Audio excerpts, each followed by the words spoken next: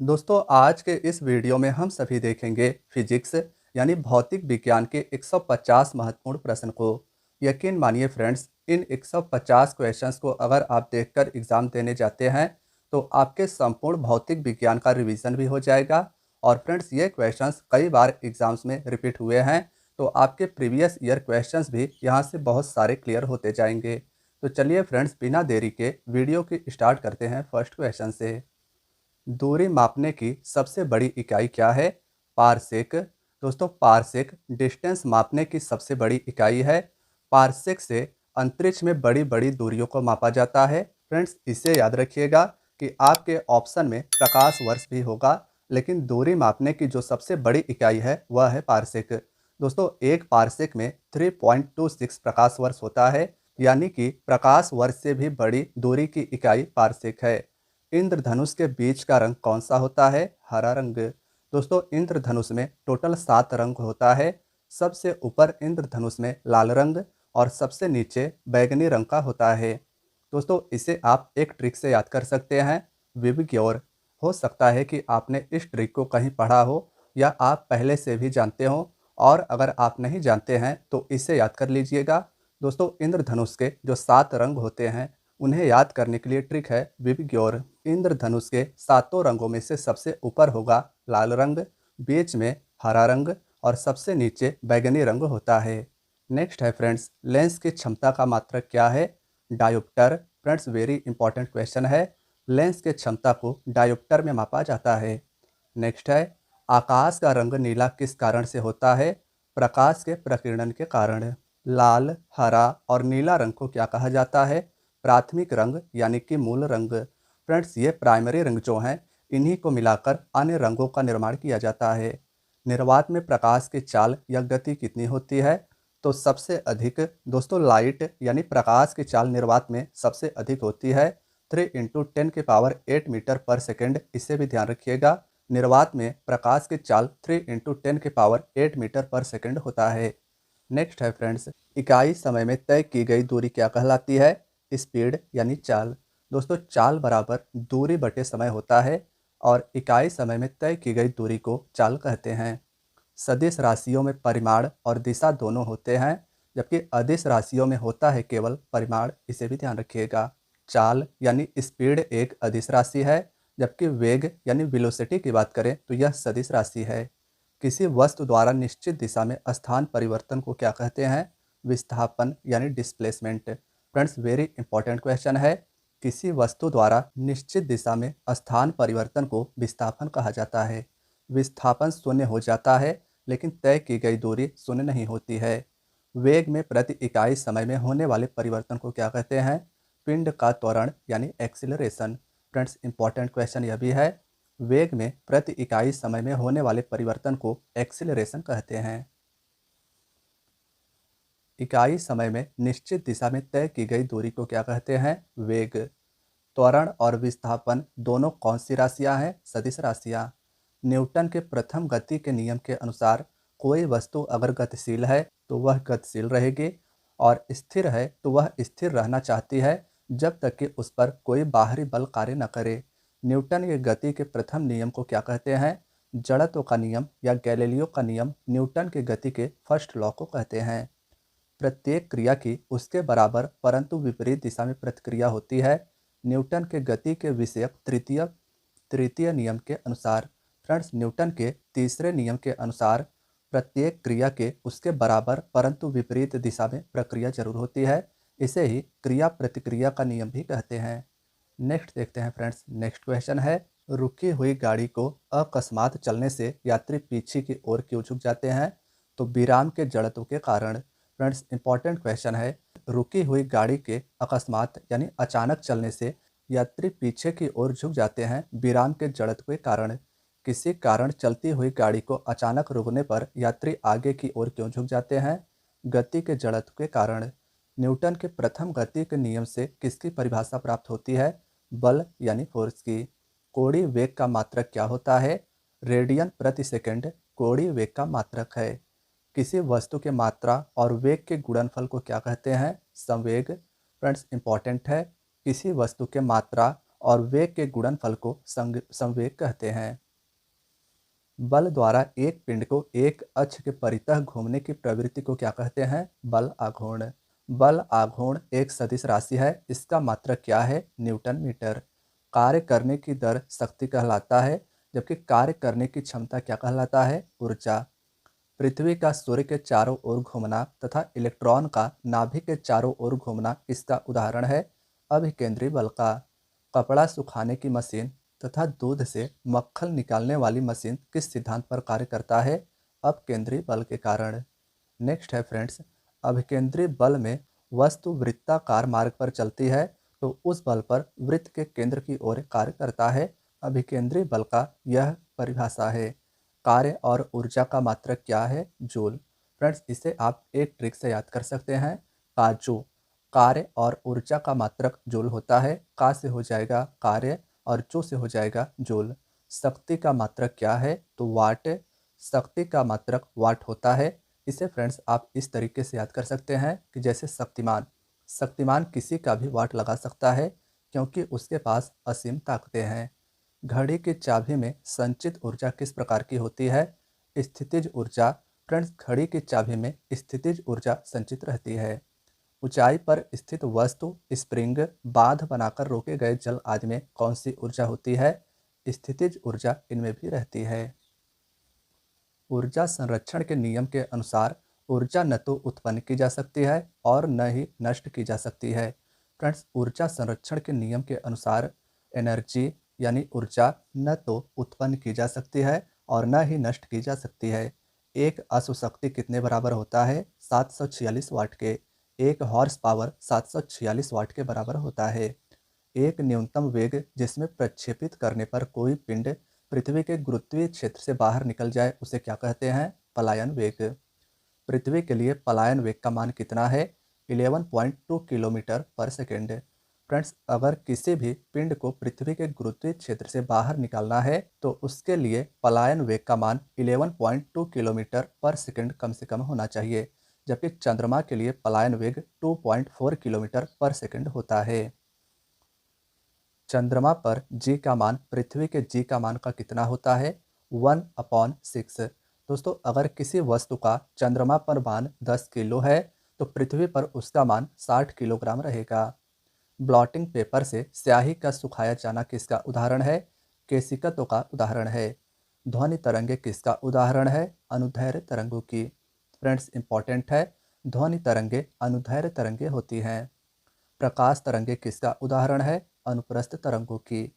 आवृत्ति को किस में मापा जाता है? तो हर्ट्ज में। फ्रेंड्स, वेरी इंपॉर्टेंट क्वेश्चन है।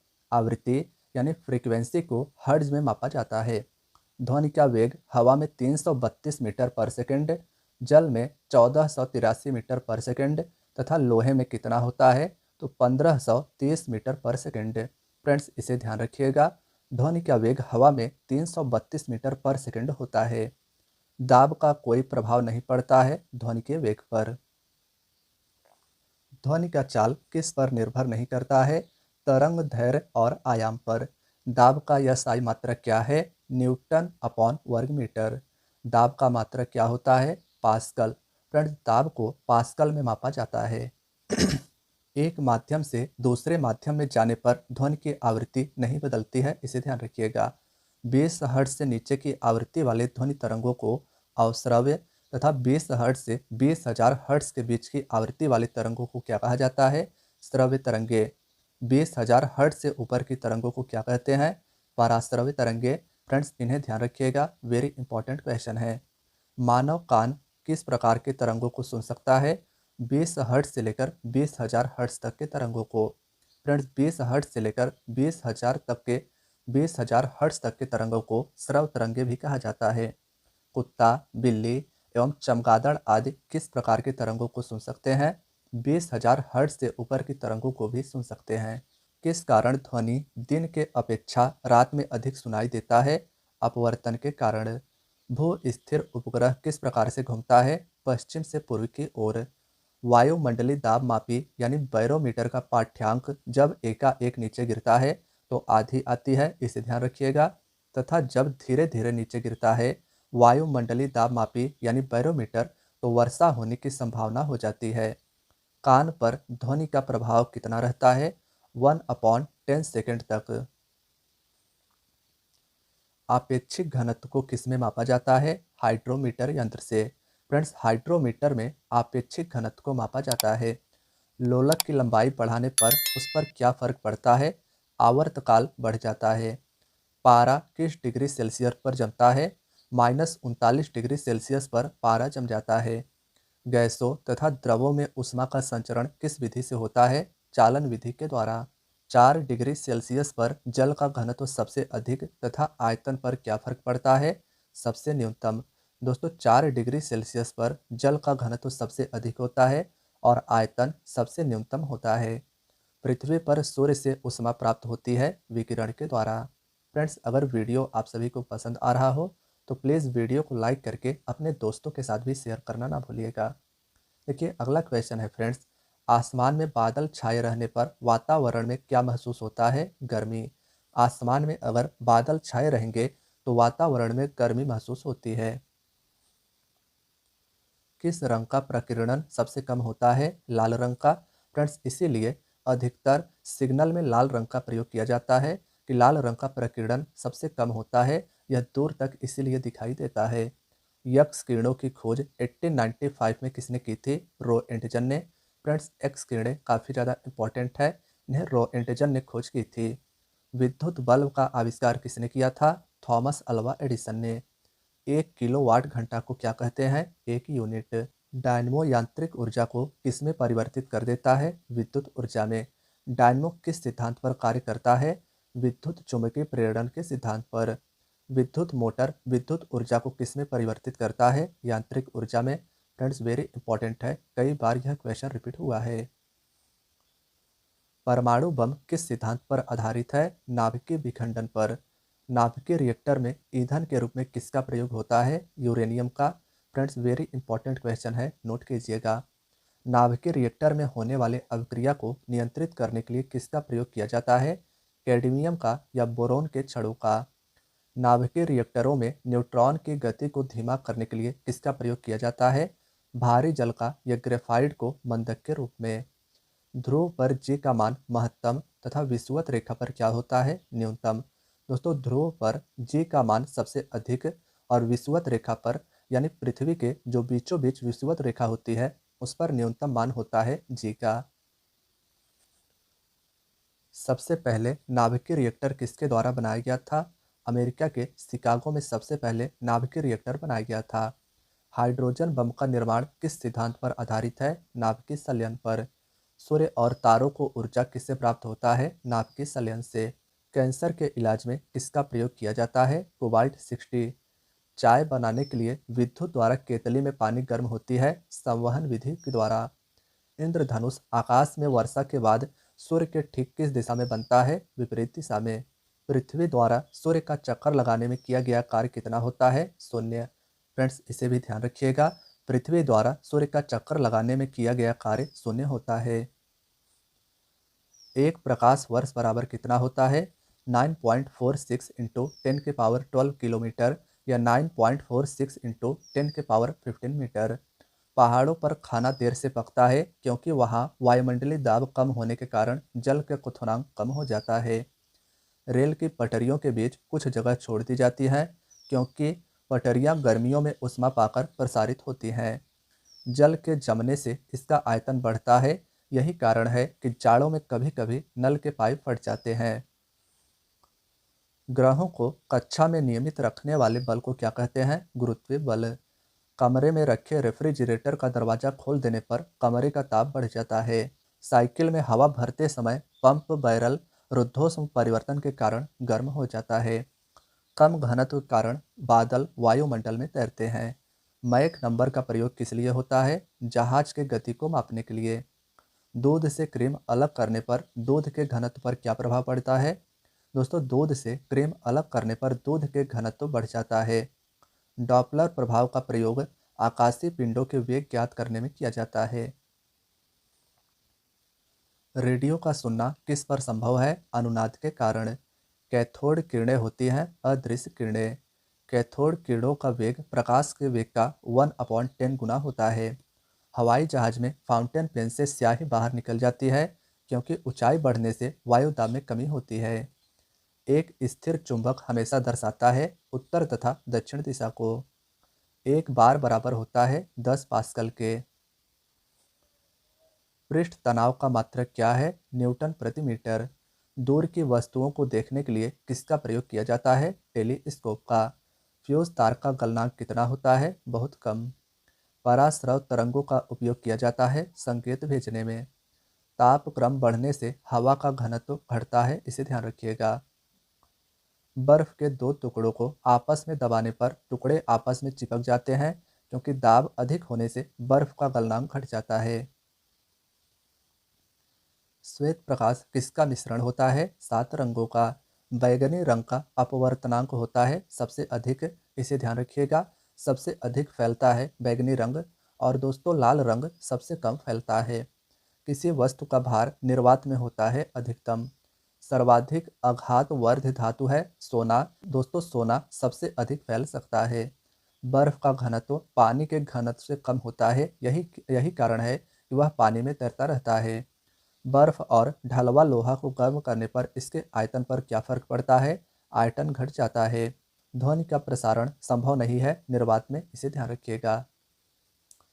स्त्रियों की आवाज का तारतम्य पुरुषों की तुलना में अधिक होता है। एनीमोमीटर यंत्र का प्रयोग मापने में किया जाता है हवा की दिशा और वेग में।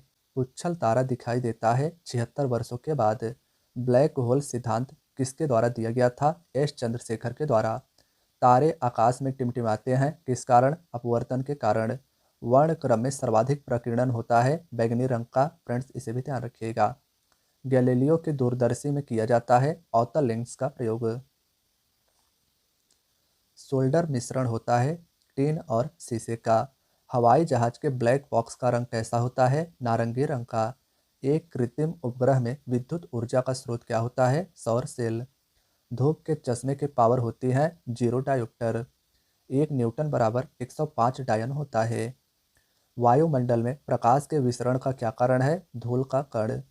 ध्वनि तरंगे किन 3 माध्यमों से होकर संचारित हो सकती हैं? ठोस, द्रव्य तथा गैस। खाद्य ऊर्जा को हम मापते हैं कैलोरी में। कैंची, सरसी, पिलास किस श्रेणी के उत्तोलक हैं? प्रथम श्रेणी के। सरौता, नींबू निचोड़ने वाली मशीन किस श्रेणी के उत्तोलक हैं? सेकेंडरी श्रेणी यानी द्वितीयक श्रेणी के।